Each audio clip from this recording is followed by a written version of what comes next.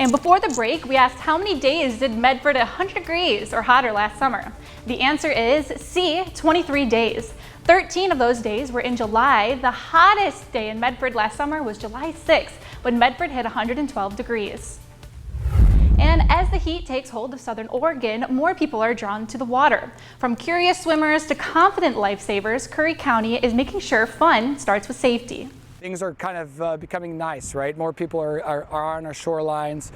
More people are getting into the water. There are over 100 miles of coastlines and over 362 square miles of rivers, lakes, and streams in Curry County alone. They don't always realize is that the southern Oregon region has the most water within it in the entire state of Oregon. With 1.9 million visitors last year, water safety is a priority for Luke Martinez at Curry County Aquatic Safety. That's the importance of our position being in the field and educating people, because sometimes you could tell somebody something, they get here and they're like, oh, we don't really know how to gauge this. Locals and people visiting can underestimate the beautiful scenery and easily walk or swim into a dangerous situation. People underestimate the power of water. They underestimate the power of our ocean and the power of our rivers. A lot of times people will get in and they have no idea the power of movement, of high surf, and how that works. To help educate the community, Curry County Aquatic Safety has created the first and only junior lifeguard program in the state of Oregon. These young students learn how to keep themselves and others safe in some of the most challenging natural elements. We want them to be versed in those and be able to do it comfortably,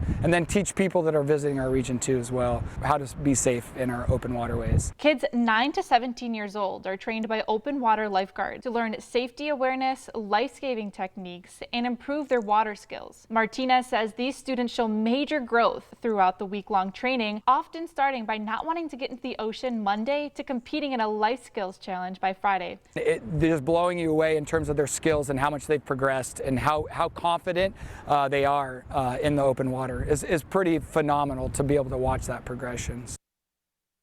At the westernmost edge of the Oregon coast, Cape Blanco is home to the oldest lighthouse in the state of Oregon. Not only is it known for its beautiful views of the ocean, but it's also known for its extreme wind conditions. Cape Blanco is notoriously windy year-round. In 1875, the lighthouse headkeeper began daily log entries of the weather on the coast, creating its first weather station. In recent years, Rebecca Malamud Evans has helped keep the tradition alive.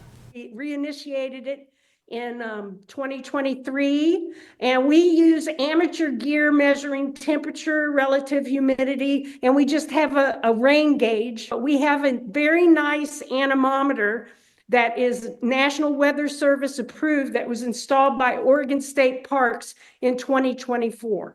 At times, winds can get strong enough to where it's even difficult to walk. So Cape Blanco likes to keep the community informed on the current weather conditions before they make the journey out to the coast. And Mount Ashland is gearing up for another fun summer on the mountain. Find out what they have in store for you coming up this year. But first, Wildlife Images in Grants Pass is excited for the public to come out this summer and meet their new grizzly bear named Gilbert. Learn more about Gilbert and a new way you can support the Rehabilitation Center. But first, let's take a look at some of the stunning photos we've received from you over the past winter and spring. You can always share your weather photos with us on Facebook or email them to us at weather@kdrv.com. StormTracker 12 Summer Forecast Special, sponsored by Toyota.